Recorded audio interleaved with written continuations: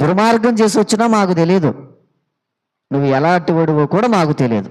కానీ దేవునికి తెలుసు కదా, ఇక్కడంటే అవకాశం ఉంది కానీ పరలోక రాజ్యములో అటువంటి అవకాశం లేదు, ఖచ్చితంగా లేదు.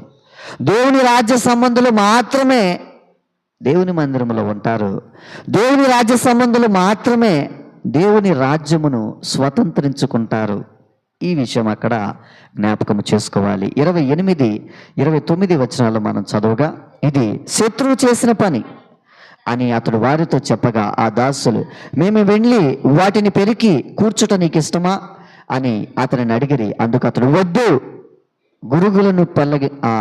గురుగులను పెరుగుచుండగా వాటితో కూడా ఒకవేళ గోధుమలను పెళ్ళగింతురు, కోతకాలము వరకు రెండింటిని కలిసి ఎదుగునీయడి. కోతకాలమందు గురుగులను ముందుగా కూర్చి వాటిని కాల్చివేయుటకు కట్టలు కట్టి